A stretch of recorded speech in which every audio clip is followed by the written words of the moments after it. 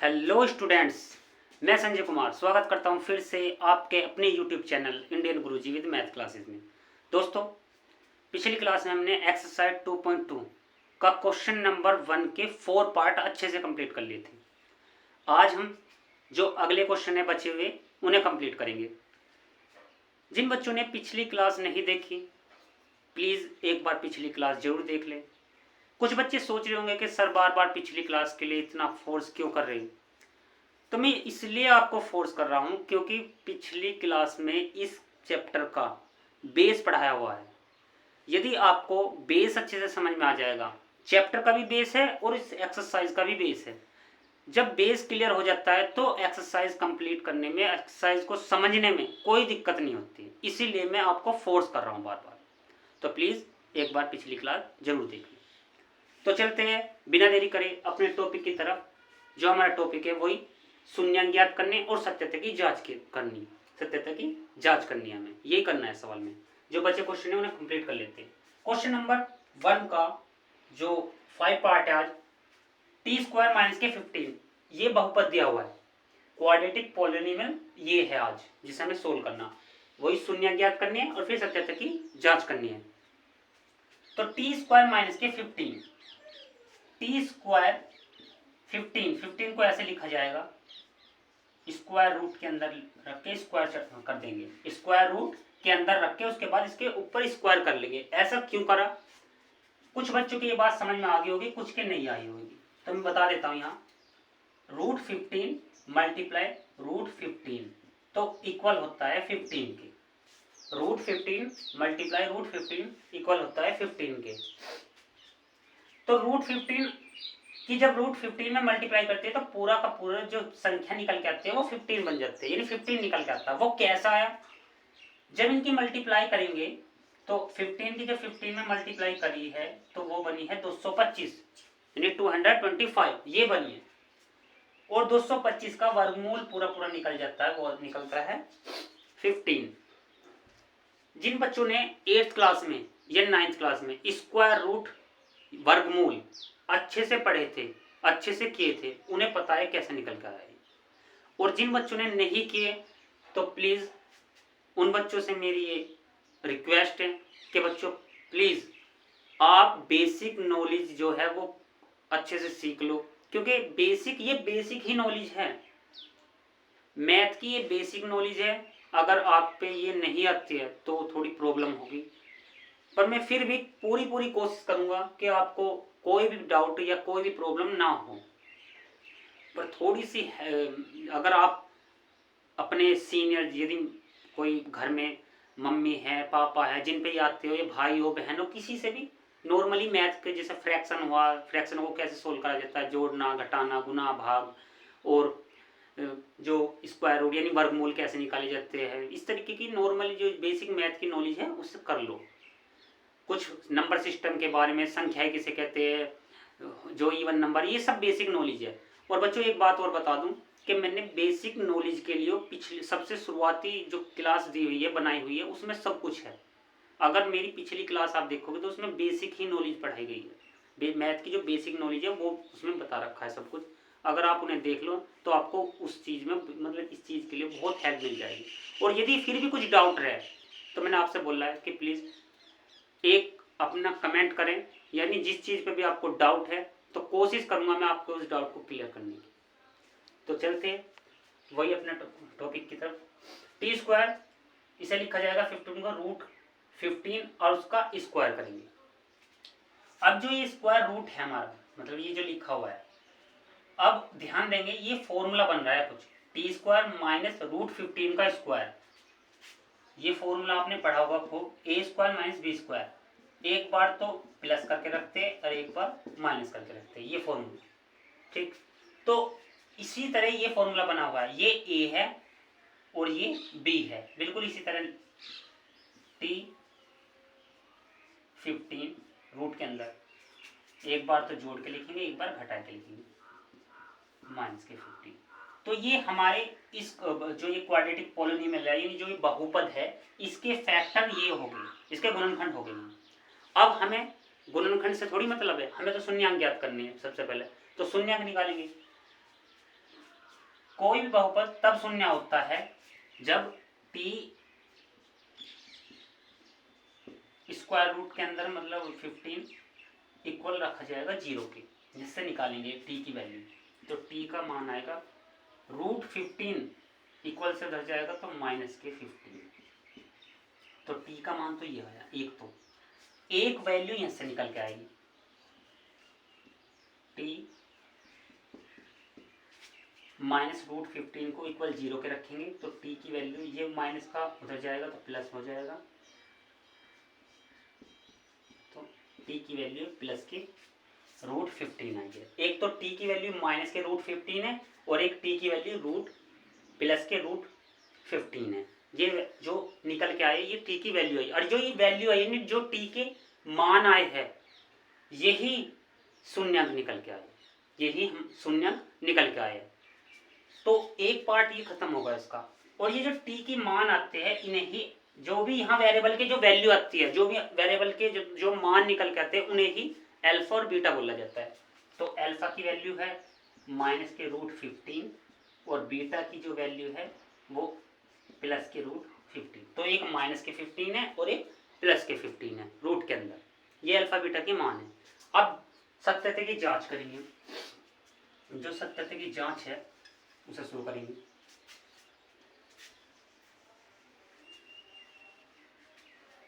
यहीं पे कर लेते हैं सत्यता की जांच। हमने पढ़ा है सम ऑफ जीरोस यानी शून्यांकों का योग इक्वल होता है -के b/a। इधर जो है लेफ्ट हैंड साइड पर तो अपने जो शून्यांक रखेंगे यानी जीरोस रखेंगे और RHS में राइट हैंड साइड की तरफ गुणांक रखेंगे यानी कोफिशिएंट रखेंगे और देखेंगे कि इनकी वैल्यू LHS जो इक्वल RHS आना चाहिए, तभी सत्यता की जांच होगी। तो alpha plus beta some of zeros, जिसे हिंदी में बोला जाता है शून्यांकों का योग, इक्वल है, ये फॉर्मूला है -के b/a। ये जो ये b और a क्या है, ये कोफिशिएंट है, गुणांक है, और वो गुणांक किससे निकलेंगे, इस बहुपद से निकालेंगे।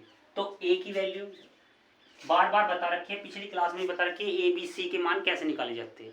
तो आज जो मैं डायरेक्ट रखूंगा, a की वैल्यू है यहाँ 1, क्योंकि टी स्क्वायर की मल्टीप्लाई में कोई संख्या नहीं है और जहाँ कोई संख्या नहीं होती वहाँ 1 मान लिया जाता है, क्योंकि 1 तो सभी की गुना में रहता है। तो यहाँ 1 है, तो 1 a की वैल्यू 1 है। इसी प्रकार b यानी t, जो t वाला कोई यहाँ टर्म है, t वाला पद है कोई, यहाँ तो t वाला है ही ना, तो b की वैल्यू क्या है 0। अब c की बात कर लेते हैं। c यानी कांस्टेंट टर्म अचर पद रखा है 15 है, तो c की वैल्यू 15, वो भी साइन चिन्ह सहित। ये बात मैंने पहले भी बता रखी है कि चिन्ह सहित लेनी है। तो c की वैल्यू आई -के15, बस वैल्यू रखेंगे। अल्फा की वैल्यू इधर LHS में, पहले LHS वाली LHS में अल्फा की वैल्यू है -के√15 और बीटा की वैल्यू है +के√15। -के15 से +के15 कटा तो 0 आया। इसी प्रकार अब RHS वाले हिस्से में, ये जो हमारा RHS वाला हिस्सा है इधर राइट हैंड साइड वाला, माइनस ये फॉर्मूले वाला माइनस है। b की जगह रखना है 0 अपॉन a की जगह 1। अब 0 के अपॉन में कोई भी डिजिट हो, चाहे 1 हो, चाहे 2 हो, चाहे लाख हो, चाहे करोड़ हो, 0 सभी क्या बना देगी 0। तो ये वैल्यू क्या होगी 0। तो LHS इक्वल RHS का वैल्यू जो 0 आई है वो RHS की वैल्यू कितनी है 0। तो LHS इक्वल RHS, जो LHS बराबर किसके इक्वल किसके आ रहे हैं RHS के। तो सत्यता की जांच होगी। ये सम ऑफ जीरोस से, शून्यांकों के योग से हमने सत्यता की जांच कर ली है। इसी प्रकार प्रोडक्ट ऑफ जीरोस यानी जो शून्यांकों के गुणनफल से सत्यता की जांच और करेंगे। दोनों से करनी पड़ती है तभी पूरी होती है। तो इससे हमने कर लिया। अब निकालते हैं प्रोडक्ट ऑफ जीरोस यानी शून्यांकों का गुणनफल, उससे निकालेंगे।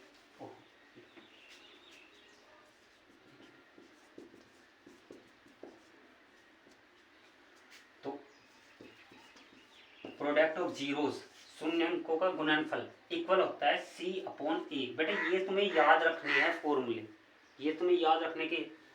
सम ऑफ जीरोस की जगह सम ऑफ जीरोस जो होता है वो -के B/A होता है। प्रोडक्ट ऑफ जीरोज जो होता है वो सी अपॉन ए होता है। ऐसा नहीं है कि तुम्हें ये फॉर्मूले पेपर में रखे हुए मिलेंगे, ये ऐसा कुछ नहीं है, तो ये तुम्हें याद रखना है अपने आप। Alpha into beta, alpha alpha की वैल्यू कितने है माइनस के 15 एक के इंटू इंटू जो मल्टीप्लाई, बीटा बीटा की वैल्यू है, देखो कुछ बच्चे इसे इंटू को जो डॉट से लिखा होता है इसे कोई पॉइंट समझ लेता है, पॉइंट डेसिमल, तो बेटा ये डेसिमल ना है पॉइंट है, मतलब पॉइंट बोल दो या इंटू इंटू बोल दो, मतलब इसका मतलब होता है मल्टीप्लाई, मल्टीप्लाई मल्टीप्लाई का साइन लगाते हैं। बीटा बीटा की वैल्यू है 15, अल्फा की वैल्यू माइनस के रूट 15 है, बीटा की वैल्यू रूट प्लस के रूट 15 है। अब इसे जब सोल्व करेंगे एलएचएस वाले हिस्से को सोल्व करेंगे तो रूट 15 की रूट 15 में मल्टीप्लाई करी तो पूरी संख्या बन के आ जाएगी, वो भी किस चीज़ की माइनस के 15 आएगी, क्योंकि ये माइनस है, ये रखा है ऐसे, रूट 15 की रूट 15 में मल्टीप्लाई करेंगे तो पूरा 15 बन जाएगा इधर और एच एस वाले हिस्से में। सी की वैल्यू कितनी है माइनस के 15 और ए की वैल्यू कितनी है 1, तो ध्यान दो कितना है माइनस के 15, ये भी माइनस के 15 है, ये भी माइनस के 15 है, तो एल एच एस इक्वल किसके आ रहा आर एच एस, तो प्रोडक्ट ऑफ जीरोज यानी शून्यंकों के गुणनफल से भी एल एच एस इक्वल आया आर एच एस के, तो ये भी मतलब ये भी जांच हमारी पूरी होगी। तो अब जांच हमारी दोनों तरह से पूरी हो चुकी है, तो ये सवाल यहीं कंप्लीट हो गया, तो सत्यात्तर की जांच भी होगी है और हमने शून्यांक भी निकाल लिए, तो सवाल बिल्कुल कंप्लीट होगा। इस प्रकार करेंगे, यही मेथड है, मैंने बताया है कि सभी क्वेश्चनों के अंदर यही मेथड लगेगा, कोई अलग मेथड नहीं है, बस यही। चलते हैं नेक्स्ट क्वेश्चन पे।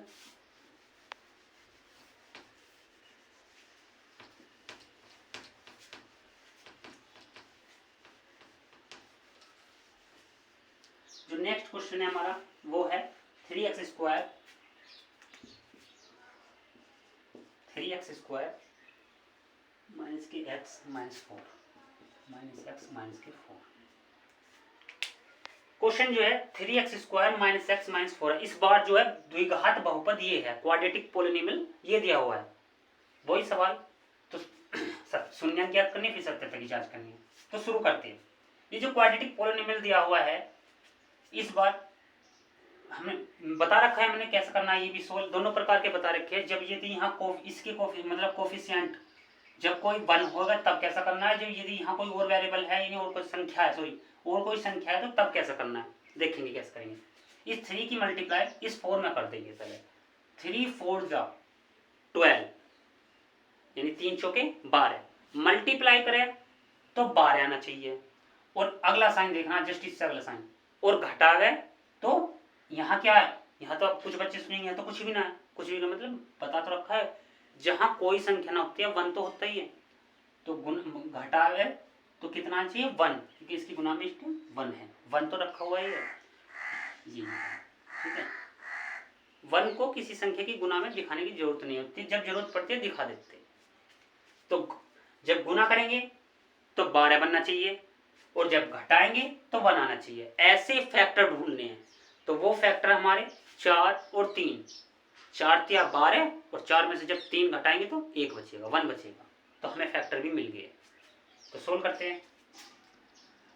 ये जो 3x² है, यहाँ कुछ बच्चे, मैं एक बार फिर रिपीट कर दूं इस बात को, ये 3 यहाँ लिखा जाना है, ऐसा नहीं करना है कि ये 3 की मैंने मल्टीप्लाई यहाँ कर दी, 3 यहाँ पहुंचगा या इसकी मल्टीप्लाई हो चुकी है, अब यहाँ ना लिखना, लिखना यहीं पे ही है। वो तो मल्टीप्लाई केवल मन में ही करनी है अपने, कि 3 की मल्टीप्लाई 4 में कर ली और बस अपने पास तक रखो, दिखानी नहीं है, वो भी दिखानी नहीं है, बस रखनी है अपने पास तक कि भाई हाँ 4 मल्टीप्लाई करके आना चाहिए इस बार। और यहाँ 3x² यही लिखा जाएगा, जो ये माइनस है, यहीं पे ऐसे हमें जो फैक्टर मिले थे, अब यहाँ ये नहीं लिखना है, जो फैक्टर थे मिले थे अभी वो लिखने हैं यहाँ, वो फैक्टर थे 4 और 3 माइनस, यदि यहाँ मैंने बताया था कि यदि यहाँ माइनस है तो माइनस आएगा, यहाँ यदि प्लस है तो यहाँ प्लस लगेगा, वो इस साइन पे डिपेंड करता है, ये वाला साइन, यदि यहाँ माइनस है तो यहाँ माइनस, यदि यहाँ प्लस है तो यहाँ प्लस आएगा, ध्यान रखेंगे इस बात को। ये वाला x यहाँ लिखा जाएगा -4, उसके बाद वही अपनी मल्टीप्लाई वाला रूल, यानी मल्टीप्लाई करेंगे, इस माइनस की भी अंदर मल्टीप्लाई, इस x की भी साथ साथ करेंगे, 4x माइनस माइनस प्लस और 3x माइनस के 4 कॉमन लेंगे। यहाँ कॉमन क्या आएगा, x आएगा केवल, यहाँ 3x माइनस के 4। इससे जहाँ यहाँ 3x है यहाँ 4, देखो ध्यान से देखो, यहाँ कुछ एक जैसा थोड़ी दिखाई दे रहा, नहीं है, यहाँ कुछ कॉमन नहीं आएगा, जैसा कुछ कॉमन आता है उससे 1 आता है, 3x माइनस के 4। ऐसा समझ लो 1 तो भगवान है, गॉड है, वो तो सब जगह मिलेगा, ठीक है, बस इस बात को ध्यान रखें। तो x ये ब्रैकेट जो है सेम हो गए, अब इनमें से एक ब्रैकेट कोई सही, और जो बची संख्या है वो दूसरे ब्रैकेट में। ये ब्रैकेट सेम बनने चाहिए, यदि नहीं बन रहे तो सवाल हमारा सही नहीं चल रहा है, इस बात का विशेष ध्यान रखेंगे बच्चे। तो ठीक है, हमारे ब्रैकेट सेम मतलब चल रहे थे, यहाँ तक सही आ रहे तो हमारा सवाल सही चल रहा है। इनमें से एक ब्रैकेट लिखेंगे फिर, और जो बची संख्या दूसरे ब्रैकेट में लिख देंगे। ये इसके जो गुणनखंड हो गए, इस जो ये लिखा हुआ है ना द्विघात बहुपद यानी क्वाड्रेटिक पॉलिनोमियल, इसके जो फैक्टर हो क्या है ये आए हैं। अभी शून्यांक नहीं निकले हैं, अभी गुणनखंड ही निकले हैं, शून्यांक निकालने। तो कोई भी बहुपद शून्यक तब होता है जब कोई भी बहुपद यानी गुणनखंड जो क्वाड्रेटिक पॉलिनोमियल है वो तब शून्य होता है जब एक बार तो इसे 0 यानी ये जो फैक्टर है, ये जो गुणनखंड है हमारा ये वाला, इसे 0 के बराबर रखेंगे तो इससे वैल्यू निकालेंगे। तो x की वैल्यू आई 4/3। एक बार इस ब्रैकेट को 0 के इक्वल,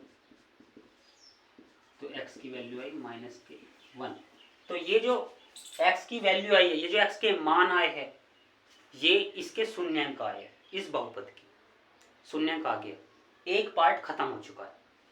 और ये जो वैल्यू आती है, जो शून्यांक आते हैं, इन्हें ही अल्फा बीटा बोला जाता है। तो अल्फा, जो अल्फा की वैल्यू है इस टाइम वो है 4/3, और इसी प्रकार बीटा की जो वैल्यू है -1। अल्फा 4/3 है और बीटा की जो वैल्यू है -1 है। अब सत्यता की जांच, अल्फा प्लस बीटा इक्वल होता है -b/a। तो पहले इससे ए बी सी की वैल्यू निकाल लेते हैं, इधर रख लेता हूँ, चलिए इधर ही रख लेता हूँ। ए की वैल्यू है 3, ये x² का जो कोफिशिएंट है, गुणांक है, उसे बोला जाता है a 3। x का जो कोफिशिएंट है यानी x का जो गुणांक है उसे बोला जाता है b। तो b की वैल्यू -1 है, चिन्ह सहित लेनी है। और c जो कांस्टेंट टर्म होती है, कांस्टेंट टर्म अचर पद, वो होता है c। तो -4 वैल्यू रखेंगे। अल्फा प्लस बीटा, अल्फा की वैल्यू 4/3 प्लस बीटा की वैल्यू -1। सोल्व करेंगे 4/3 प्लस -, जब इसे सोल्व करेंगे इसके नीचे 1 मान के, इसकी गुना इसमें, इसकी इसमें, इस तरह जल्दी सोल्व करने हैं, इस तरह करके। कुछ बच्चे फ्रैक्शन को भी, ये तो है फ्रैक्शन, यहाँ फ्रैक्शन बनी हुई है, इसे सोल्व करना है। कुछ बच्चे फ्रैक्शन को सोल्व करने में बहुत दिक्कत होती है, उन्हें कर ही नहीं पाते। तो इसी चीज़ को कह रहा हूँ, ये बेसिक नॉलेज है, इसे सीख लो जरूर, आप 10th क्लास के बच्चे हो, ये आनी सबसे ज़्यादा जरूरी है। तो 4 में से 3 गया 1/3, तो ये आया 1/3। LHS की जो वैल्यू आई है वो आई 1/3। अब देखते हैं RHS। अब RHS जो है, RHS माइनस ये फॉर्मूला, बी जो है वो भी माइनस का है, और ए की वैल्यू है 3। अब इसे सोल्व करेंगे तो माइनस माइनस प्लस, तो 1/3। ध्यान दो 1/3 तो LHS इक्वल किसके आया है, RHS। तो LHS इक्वल RHS है। तो सम ऑफ जीरोस से यानी शून्यांकों के योगफल से सत्यता की जांच हो चुकी है। अब निकालेंगे प्रोडक्ट ऑफ जीरोस से, यानी शून्यांकों के गुणनफल से सत्यता की जांच करेंगे।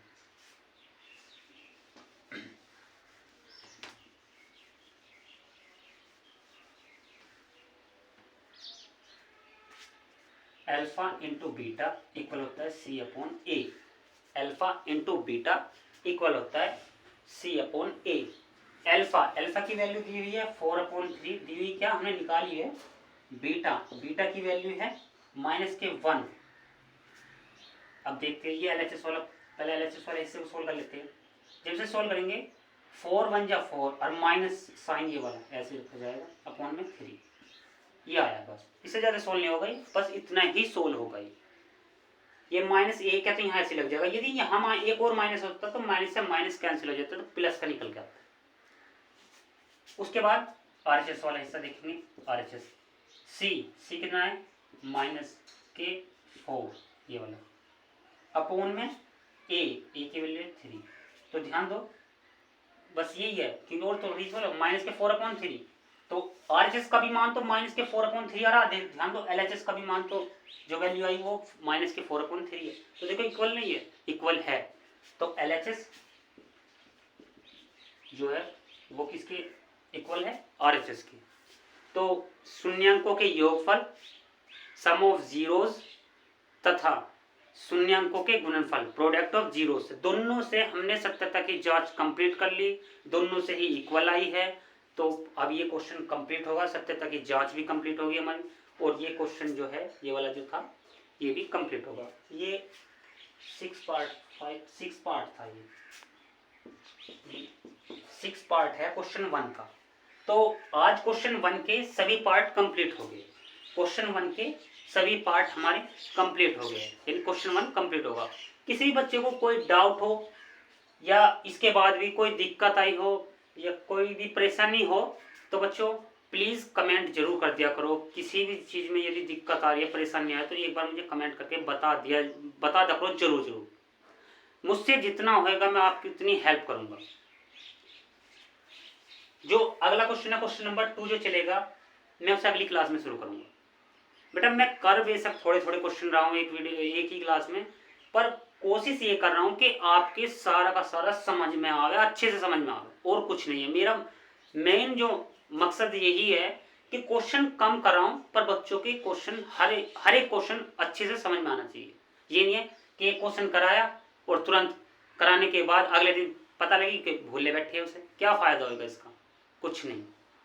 तो मैं कोशिश यही रख रहा हूँ कि क्वेश्चन कम करा रहा हूँ, मुझे भी पता है मैं कम करा रहा हूँ, पर मेरा जो वास्तव में जो मकसद है केवल ये है कि बच्चों को थोड़ा मिले पर पूरी नॉलेज मिलनी चाहिए। उस बात जो करे उसे हमेशा के लिए याद रखा जाएगा, ऐसा कराने की कोशिश कर रहा हूँ, और कुछ नहीं है।